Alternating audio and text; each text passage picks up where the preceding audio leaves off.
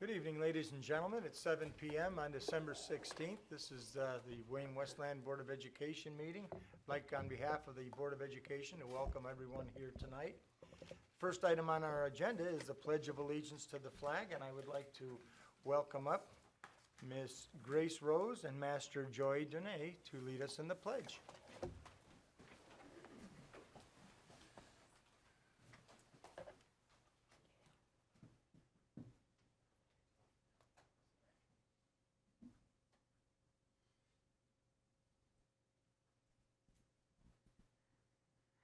I pledge allegiance to the flag of the United States of America and to the republic for which it stands, one nation, under God, indivisible, with liberty and justice for all.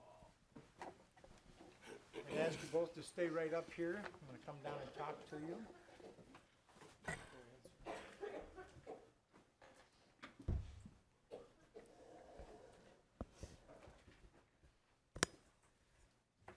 Go ahead. Okay, let me say a couple words. Grace Rose is 10 years old. She's in the 5th grade in Miss Furlong's class. Her mom is Barb. Her brother is Cameron, 23 years old. Her favorite class is social studies, and she enjoys the history of the Underground Railroad. In her spare time, she likes to ride her bike. Joey is 10 years old, 5th grade, Mrs. Furlong's class. His father is Joe. Mom is Jennifer, who's the secretary at Hoover. They have 3 dogs, Ruby, Mason, and Molly. And his favorite subject is math. And in his spare time, he likes to play in the park with his best friend, Adam. Welcome this evening. First, I'd like to award Grace. This is an award of recognition provided to you from the Board of Education for participation in the flag ceremony during a regular meeting of the Board of Education of the Wayne Westland School District. So congratulations. Thank you. Yes, Dan over here and then my mom. And this award, awarded to Joey Dene for participation in the flag ceremony during a regular meeting of the Board of Education of Wayne Westland Community School District. Thank you, Joey.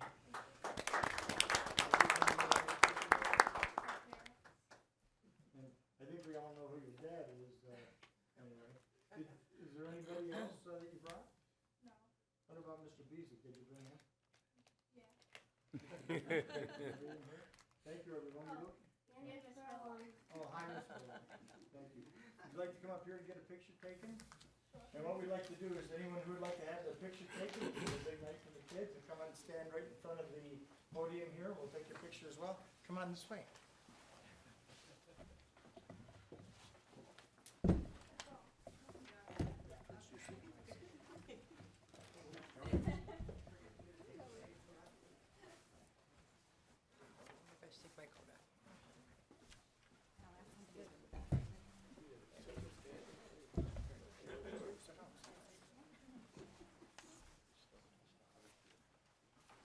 We got a bunch in. I'm gonna have to back up a little bit.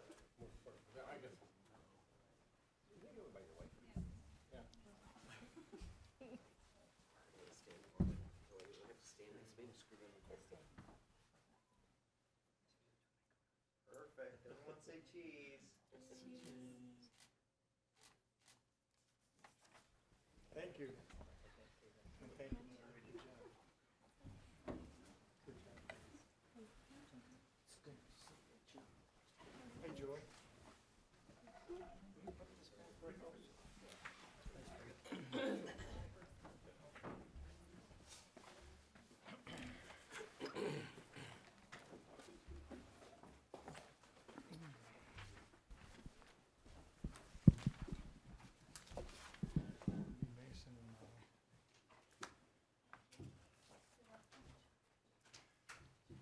Thank you again, and thank you for being here, Mr. Beasley. Next item on our agenda is a roll call. Mr. Neal, if you'd call the roll. Ms. Hines? Present. Myself, also present. Mr. Buckaloo? Here. Mrs. Madell, I'm here. Mrs. Walker, Present. Dr. Weaver, Here. and President Cox. I am present, and it's a good time of the year to say present. Yeah, and all are present. Next item on our agenda, 470.19, is the citizens' comments section of the agenda. Any citizens wishing to comment on items that appear on tonight's agenda, this is an opportunity for you to do so. Is there anyone that would like to comment? Okay, seeing nobody, we'll move on to the next item on the agenda, which is the consent agenda. I hear a motion. Moved by, Support. who moved on that? Moved by Mrs. Walker, support by Dr. Weaver.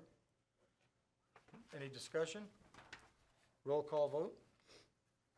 Myself, yes. Mr. Buckaloo? Yes. Mrs. Madell? Yes. Mrs. Walker? Yes. Dr. Weaver? Yes. Ms. Hines? Yes. And Mr. Cox. Yes. 7 yea. Motion passes unanimously. Next item on our agenda, 472.19, is Board of Education Committee reports. We're going to begin with the Finance Committee report from our treasurer, Mr. Buckaloo. Mr. Buckaloo? Thank you, Mr. Cox. The meeting was called to order on December 3rd at 10 a.m. and in attendance were Jill Simmons, Interim Superintendent, Devin Kling, Director of Finance, Kim Markey, Grants Management, Purchasing Supervisor, Tony Spizak, Executive Director of Maintenance and Operations, Gino Montaigne, Energy Management Supervisor, Yvonne Scott, Administrative Assistant Recorder, Doug Underwood, McCarthy and Smith, Bill Weinruck, TMP Associates, and representing the Board of Education, David Cox, Mark Neal, and me. Mr. Underwood reported on bids for the William D. Ford Career Tech Center. This phase included 23 separate bids totaling $7,508,345. Mr. Underwood also reminded us that for projects costing over $50,000, contractor performance insurance is required. These costs are reflected in the bid total. And by the way, immediately following this report, we're going to have a presentation of those bids. Mr. Kling presented a budget amendment for 2019-20. The amendment reflects lost revenue resulting from programs no longer funded by the state budget. It also reflects increased employee costs and increased spending for supplies and conferences. Mr. Kling also provided a year-to-date comparison with expenses for last year and indicated that he continues to monitor our investment accounts. He has not recommended any changes at this time. Ms. Simmons alerted us to a presentation on our enhancement millage that will be coming to us in January with a vote in February. Our meeting was adjourned at 12:39 p.m. Mr. Cox? Thank you. We were supposed to have a motion and vote on this issue before we actually heard from, got the presentation. I'd like to see the presentation first. We're going to hear the presentation first, if you're asking me a question. Okay, very good. Who's going to give the presentation, Doug? or- Okay.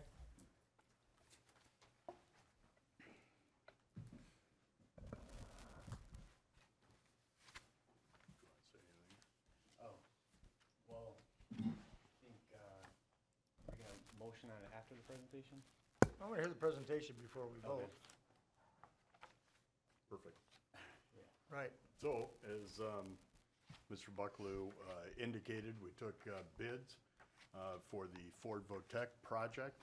Again, that project consists of, we have an addition going on the front or on the north side of that building, which will be the office, kind of the new office suite, which will also provide the secure entry for that building.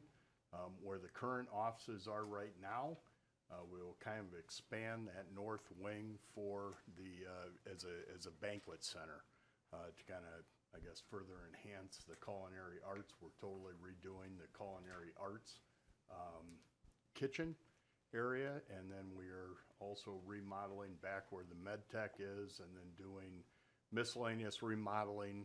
We're replacing boilers. We're redoing the parking lot out front. So we're really touching pretty much every square inch of that building in some way or another. We were very fortunate when we took bids on this. We received about 103 bids. As Mr. Bucklew stated, we had 23 what we call bid divisions or scopes of work that individual contractors will bid on. So with those 23 and the 103 bids that we got about 4.5 bids average basically per bid division, which we were very happy. As I've stated a few times, particularly in the, probably in the Finance Committee, we're in a pretty busy construction cycle throughout. With the economy going the way it is, you know, you're seeing bond issues pass all over the place. It's a very competitive market. And to get 103 bids on this, we were very pleased with the bid results on that. So tonight, we are bringing all 23 of those contracts, our recommendations to you. We did do post-bid interviews with each of these contractors being recommended to you tonight. The post-bid interview team consisted of Tony Spizak and Gino Montaigne, Bill Weinrock from TMP or a representative from TMP at the meetings, and then ourselves. So we did a pretty thorough, the post bids, we really, we make sure that the contractor has all the work that was scoped to him included in his bid. We also reviewed the schedule for the project. It's a very aggressive schedule for this project. We're planning on starting in April and being substantially complete or occupiable for the start of school in August. And so we make sure that all these contractors that we're bringing to you have checked out and are up for the challenge. So again, as Mr. Bucklew said, all 23 scopes of work, the total award recommendation that we bring to you tonight is $7,508,345. And with that, is there any questions? I have a question. Well, let's make a motion first. Is there a motion? I'll move. Moved by Mr. Bucklew, Support. Support by Dr. Weaver. Ms. Hines? Yes, what exactly is contractor performance insurance? I mean, like, how much does that cost? Because I've never seen that before. So what the contractor performance insurance is that the contracts are with the district, okay? The state has a, you know, regulation, law, whatever, that any contract amount you enter into of $50,000 or greater, you have to take out a performance, labor, and material bond.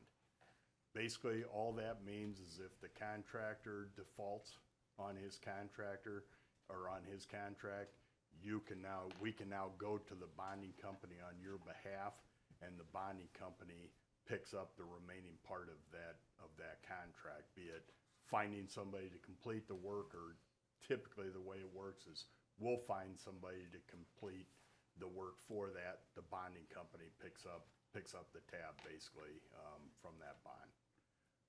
The material bond, if we got a contractor that isn't paying his vendors that are supplying, they can claim against that bond on him to make sure that they get paid. So it really comes down to, and I kind of talked about this at the Finance Committee meeting, it's really kind of a cheap insurance for the district in case there is a contractor that defaults in some way or another.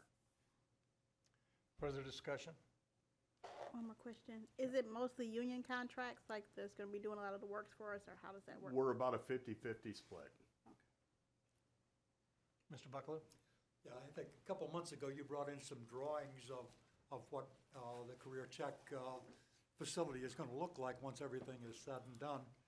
The bids you're talking about today are not reflected in those drawings so much, are they? They're going to be behind the walls and under the floor for the most part. Am I right on that? Yes and no. I mean, obviously, the new front entry will be the monumental piece.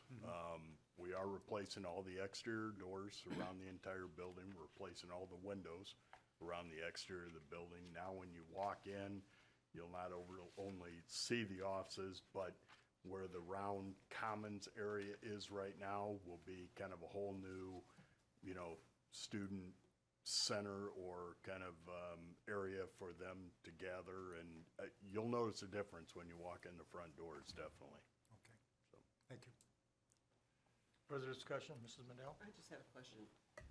Will you keep us in the loop if you come through the project and you see that there's other issues, maybe foundation problems, whatever? Will you keep us in the loop so that we're aware that we may have cost overruns that are more than we thought? Yes, we will. And, you know, so there are different budgets set up for each individual project. These numbers are based off of the construction budget that was established. There is also a contingency budget that has been set up for the project. It's around 7.5%. That any issues like that do come up, or I don't think we'll have any foundation issues on this particular building, but we could have some ground issues. I always try and tell owners this: we can never really tell what's underneath the surface of the ground. And so many times that's where you spend some money because you've got some unsuitable soils, or you've got some utilities that you were unaware that were there. Many times, you know, you can spend 20 to 25% just coming out of the ground on contingency because of the unknowns. We're not anticipating that at Ford Votech, but we certainly will keep the board and the administration aware of any contingency dollars that are spent on the project. Because I was going to say, I know what was there before we put a building there, so. Right. then This whole corridor is kind of a concern for me. Yep. So, Dr. Weaver? Doug, was the roof, the flat roof completed in the sinking fund? And how is that going to be affected when you add to it? I mean, is that going to be a part of the process as well? right. So what we have right now, there are a number of the rooftop units that are being replaced. We are using what they call a curb extension on top of the existing curb that is there, which really minimizes the work roof, or the roof work that needs to be complete. You are correct, we re-roofed that building about 3/4 or 7/8 of it about 3 or 4 years ago. So work really done on that roof will be at a minimum. If anything, it'll be we are putting a new roof hatch in to make it a little bit easier to get up onto the roof from down below for maintenance and that type of thing. So that's just a typical flashing and that type of thing that goes into it. Otherwise, the roof that we redid 3 or 4 years ago will pretty much remain as is. All right, thank you. Other members? Doug, one of the things that we talked about, and I believe Ms. Hines brought it up, was materials cost and how that affects the final bid. First, did the bids come in at the amounts that you anticipated they would come in? And if they didn't, were material costs a substantial reason why? Material costs are up right now. I think probably the biggest surprise that we had out of this was probably the food service equipment. Most food service equipment is stainless steel material. Stainless steel, much of it is being, the tariffs are hitting it probably the hardest of most. I think with our mechanical units, they were pretty much in line where you know, we would have anticipated them to be. So really probably more dollars than we anticipated were probably in the food service equipment at this point. Do you know percentage-wise? I don't. It's really kind of hard to, you know, I'm building a new elementary, and that kitchen is a little bit smaller than Ford Votech, and we bid that last year about this time before a lot of this tariff stuff really kicked in, and it was about $200,000 for the kitchen equipment. And Whereas again, it was a little bit lesser scope This one here, we're at about 450,000, but I'd say it's probably about a third more scope as well. One of the things Mrs. Madell brought up was unforeseen damages. Right. Well, I know that this does not replace in the kitchen very expensive walk-in coolers, walk-in freezers. There will be new walk-in coolers and Oh, freezers in there, Is it yes. the freezers that won't be replaced? Do you Bill, recall you this, know Mr. offhand? Buckaloo, talking at the finance meeting? They were talking about this? Something was staying. There is some equipment, I believe the oven is staying. yeah. No, There is some of the mobile equipment that is being reused that may have been purchased recently throughout, but the walk-in freezers are new. There may be some coolers and refrigerators, that type of thing. They tried to salvage as much and reuse as much as they could out of this. So it's not 100% all equipment, but good portion of it is. Did you feel that the bonding costs, which were in keeping, in line with what you anticipated they would be, the For performance the bonds? performance labor material bonds, yeah, most of them are within 1 or 2% of what their bid number is which is typical of what you got. Probably the highest one that we had was on the highest contract that we have, and that would be the mechanical, which was a plumbing and HVAC combined bid. That was higher than normal, but they're still a low bidder. And we've done work, they've done work for us before, have They they? have, As a matter yes. of fact, of all these contractors, you've done work with them previously, and they've done work for us previously. That's correct. With good experience. Yep. Yes. Any other discussion? Roll call vote? Mr. Buckaloo, Yes. Mrs. Madell, Yes. Mrs. Walker, Yes. Dr. Weaver, Yes. Ms. Hines, Yes. myself, yes. President Cox, Yes. Now you- 7 yea. Passes unanimously. Now you got something to do. Great, thank you. Sir. Next item on our agenda is 474.19, Board of Education Committee Reports on the Policy Committee. Mrs. Madell. Okay. This meeting was held on December 10th at 6:30 in the Cabinet Room. Members present were Melanie Hines, myself, Frederick Reaver, Jill Simmons, who's interim superintendent, Tamara Phoenix, who is our administrative assistant. I opened up the meeting at 6:36 p.m. We reviewed the draft of our board operating procedures, and it was drawn to our attention by Dr. Weaver that something had been inadvertently left off, because at that point, we thought we were just doing proofreading to make sure everything was there, but luckily he caught something, and so that will be brought to you right after I finish with this report. And there was no report from the superintendent, and there was no report from the other trustees that were there, and I adjourned the meeting at 7:17 p.m. Thank you, Mrs. Madell. Is there a motion? Moved by Mr. Buckaloo. Support? Support. Support by Ms. Hines. Discussion? Roll call vote, please, Mr. Neal. Mrs. Madell, Yes. Mrs. Walker, So are you voting on the 475.19? Right. Okay. Okay, yes. Dr. Weaver, Yes. Ms. Hines, Yes. myself, yes. Mr. Buckaloo, Yes. and President Cox, Yes. 7 yea. Next item, Mr. Madell, regarding agreement. I'm sorry, Mr. Cox, can you please do the numbers so that we can follow the agenda? Yes, well, the number is 475.19 is part 2. Add signature page to the, Yeah, I see where we are. Okay. Thank you.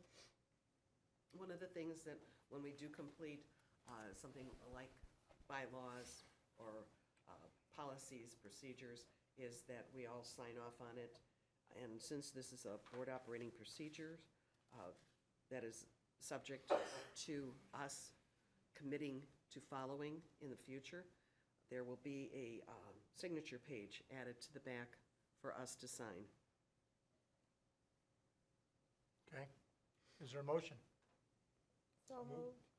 Moved by Mrs. Hines, support by Mr. Buckaloo. Discussion? Roll call vote, Mr. Neal. Mrs. Walker, Yes. Dr. Weaver, Yes. Ms. Hines, Yes. myself, yes. Mr. Buckaloo, Yes. Mrs. Madell, Yes. President Cox. Yes. The next item on our agenda is 476.19, which is the superintendent's evaluation. All members of the board have received it under separate cover. Is there a motion to accept? Motion to accept. Dr. Weaver, motion, support? Support by Mr. Buckaloo. Discussion? Quick question. Ms. Hines? Okay, so I know we have the two, so what is gonna be the final score? The final score is gonna be the one right here in the green, or with the additional information? Like, how is that gonna work with the voting of this? For those who are wondering what this issue is about, there was a meeting of the board, as there needs to be. According to policy, the board met, evaluated the superintendent. The evaluation was completed during that meeting, and the meeting was subsequently adjourned. And following that, two board members who had wished to have input with the process but were not able to make the meeting provided that input in a separate document. So there's actually two documents. So both documents are going to be held in the personnel file, but the one sent to Lansing is the one that With the is part green? of the official meeting Okay. where the members of the board met. Further discussion? Been a motion, support, roll call vote, Mr. Neal? Dr. Weaver, Yes.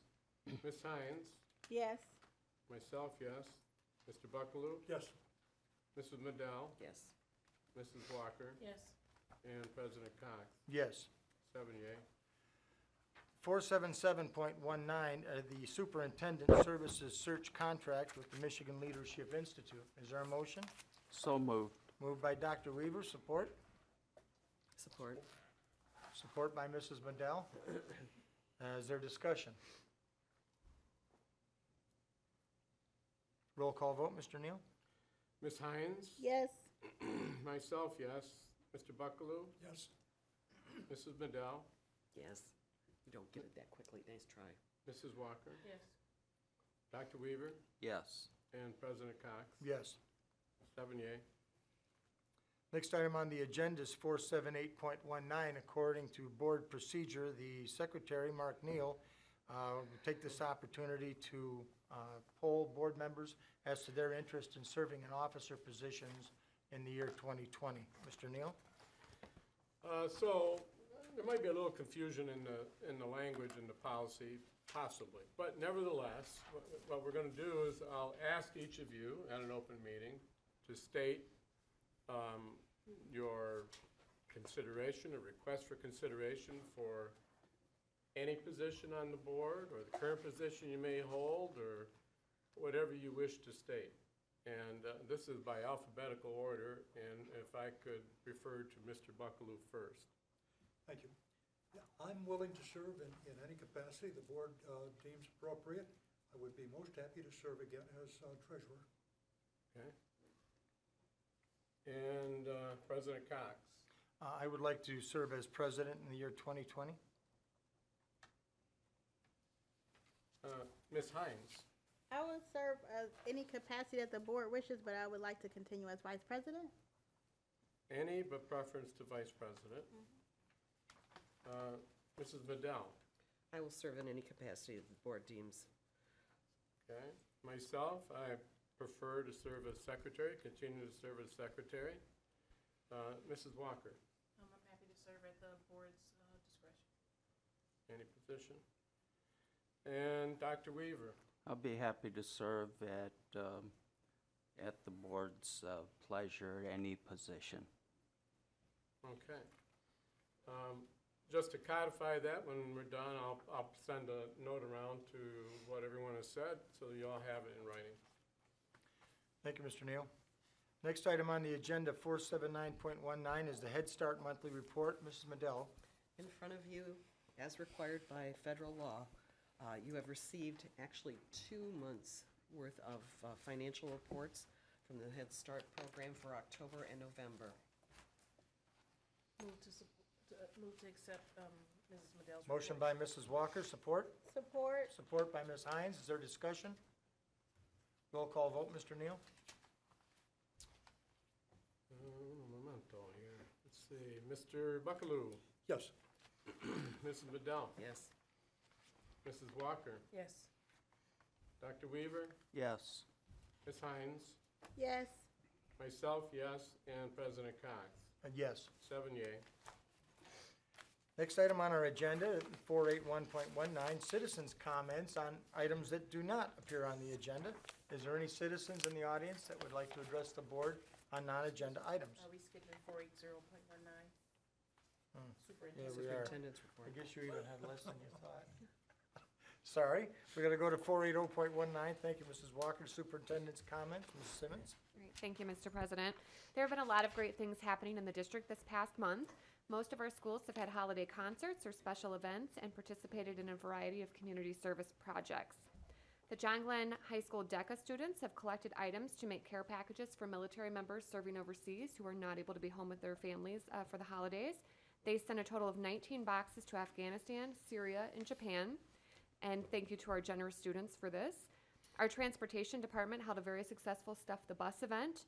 Because of the effort of our staff and the community, they were able to provide presents to over 400 children on this holiday season. So again, thank you to everyone who supported this event. Our middle school transition committee has been busy hosting community forums, and meeting with students, staff, and parents about the changes taking place to our middle school buildings next year. If you were not able to attend a community forum, the information is available on the homepage of the district's website. And then just a reminder that the district will be closed from December 21st through January 5th for the winter break. School will resume on Monday, January 6th, 2020. I hope you all have a wonderful holiday and a happy new year. Thank you, Mrs. Simmons. We hope the same for you. Now, the next item on the agenda, 481.19, is citizens' comments on non-agenda items. Does anyone wish to address the board? Seeing no one, we'll move on to 482.19, review and recommendations, members of the Board of Education. Mrs. Walker? Yes, thank you. First of all, I want to just say thank you to everyone for being patient with me in my absence as I went through the transition of my grandmother. And I appreciate everyone, the calls, the texts, the cards, those who came to the service. Thank you so much. I also just want to say thank you and happy holiday and happy new year to everyone. Be safe while we're on vacation. That'll be it. Thank you, Mrs. Walker. Mrs. Madell? I also want to thank everybody for their patience with me as I finished my schooling at seminary. And I did get an A, so it was worth missing a couple board meetings. I felt guilty the whole time I was in class, but Sure you did. I'm now. I was doing that with a straight face. But, you know, I do appreciate all the input I got from, especially from people like Tamara who, you know, and Shauna helped me, you know, realize what was going on along with Mr. Buckaloo so that I was caught up when I finally got here today. And, you know, what would a holiday be for an educator without getting cold? You know, a nice cold. But Mr. Buckaloo and I did suck it up on Friday, and we went to Lansing for a class on preparing for, preparing for next year on organizational meetings. So that was a well-presented presentation that MASB did. So I've missed a lot this week. Mrs. Simmons said about all the concerts and that, and unfortunately I've had to miss a few because they don't want sick people there. But I want to wish everybody a healthy, happy winter break, and come back to us, please, in one piece. Thank you, Mrs. Madell. Mr. Buckaloo? Well, I'd like to thank Mrs. Madell for sharing all her germs with my automobile. Hey, who said I wasn't generous? And in fairness, it's my wife's car, not mine. So I'd like to thank Mr. Bessick for bringing a couple of fine students in tonight. Grace and Joey did a nice job of getting us started with the pledge, and it's always good to get off on that great foot. Congratulations to Ms. Simmons, our interim superintendent, on your evaluation, and also for stepping up and filling a void in our administration at a most difficult time. I do appreciate it. I'm sure the rest of us do as well. Thank you very much, and again, congratulations. Thanks to the policy committee. Our board operating procedures are kind of a work in progress. They have been year after year. and I suspect next year there will be another review process. The idea being to get them right, but of course, things change and they're never exactly the way you want them. But those changes that have been made this year, I think, are most helpful. I particularly like the idea of us committing with a signature to the board operating procedures that we're going to receive when? As soon as they print them. As soon as they're printed, they're ready to go now then. And finally, I'd like to wish everybody a safe, restful, and very, very happy holiday break coming up, and we're back January 6th. And that's it for me, sir. Thank you, Mr. Buckaloo. Ms. Hines? I'd like to thank the pledge students that came down today. It was a really good pledge. I also like to give my condolences to Ms. Walker and her family. And then we also had a couple of losses. To the Guest family, one of my classmates, class of 1997, Lavelle Guest, he passed. He had Lou Gehrig's disease. So, you know that. And there was another student I know at John Glenn. He was, I think his name is Stephen. I don't want to be wrong, but I know he was in a class of 2018, and he passed with his battle of cancer. So I'd like to give condolences to their family as well. And I'd like to hope everybody have a really happy, positive holiday, a great new year. 2020 is going to be phenomenal. Thank you, Ms. Hines. Dr. Weaver? Yes, thank you, Mr. President. Congratulations again to Mrs. Simmons for your evaluation. I think you're doing a tremendous job, and I appreciate it. Looking forward to the superintendent search, and also looking forward to beginning construction in our bond program. And that's, to me, is exciting in progress, and so I'm looking forward to that. Students, be safe. Don't do anything crazy during your time off. And I want to wish everyone a Merry Christmas. Thank you, Mr. Thank you, Dr. President. Weaver. Mr. Neal? Well, this is a great time of year. This particular holiday not only is enjoyable, but the school break allows enough time to truly have a respite. Well-deserved by Mrs. Simmons and the rest of the staff, and our teachers, and even our students. And hopefully they don't get so much homework sent home during this respite that they're occupied the whole time. And I also wish everyone out there Merry Christmas and Happy Holidays, and ask everyone to take the time to enjoy each other's company, your family, your neighbors, and to maybe seek out someone you don't normally talk to and make it a happy holiday for them. Thank you. Thank you, Mr. Neal. First this evening, I'd like to thank my mother and father-in-law who are in the audience this evening, Mr. Jose and Mrs. Gladys Fernandez, visiting here from Rio Hacha, Guajira, Colombia, South America. Mr. Marquis, I don't know how I'm going to do here, but es uno honor para mexicanos acompañan esta noche. A sincere thank you also to Grace Rose and Joey Dunay for leading us tonight in the Pledge of Allegiance, and to Hoover Elementary Principal, Mr. John Basic, for being here in support of his students. I'd like to add my gratitude and comments to those that have made it regarding Mrs. Simmons and the contribution that she's made to the school district. We're engaged right now in an opportunity that we have total relaxation in pursuing, because Mrs. Simmons has taken care of this very essential role for us. So we appreciate it, and we're not taking it for granted. You're allowing us the opportunity to do something that desperately needs to be done right, and we thank you. And earlier this evening, the board approved a contract for the superintendent search with Mr. John Silveri of the Michigan Leadership Institute. He's the regional president of the Southeast Michigan chapter, and he will be personally conducting this search for us. And the first component of the search involves members of the Board of Education identifying the skills, qualities, and characteristics that they wish our next superintendent to have. And the board will conduct a study session tomorrow night at 6:30 p.m. for that purpose. I have given this considerable thought, and I look forward to being able to share each of those with the board tomorrow.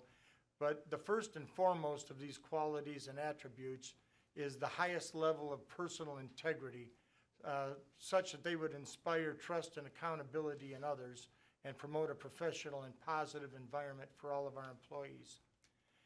The board and the citizens deserve that, and this was a sentiment expressed by WWEA President Mr. Don Harris in a meeting several meetings ago. Also, Treasurer Buckaloo reported this evening, and the board approved $7.5 million expenditure and investment in the William D. Ford Technical Center. And this investment prepares the center for the future and hopefully to reclaim the prominence that it once enjoyed in the region for offering both vocational technical training. Additional quality and characteristic that I'm going to be looking for in a prospective superintendent candidate is one that has a commitment and understands the value of that kind of training in our community, not just for our students, but for the adult population of our community that could so benefit from that. And after all, it is their tax dollars that is paying for this. I would certainly like to be able to do more with that. I'd like to wish everyone a happy holiday season. It's good to see you all here tonight. Thank you so much. And with that, I'll entertain a motion to adjourn. So moved. Moved by Mrs. Madell, support? Support by Mr. Buckaloo. All in favor signify by saying aye. Aye. Those opposed, no. We're adjourned.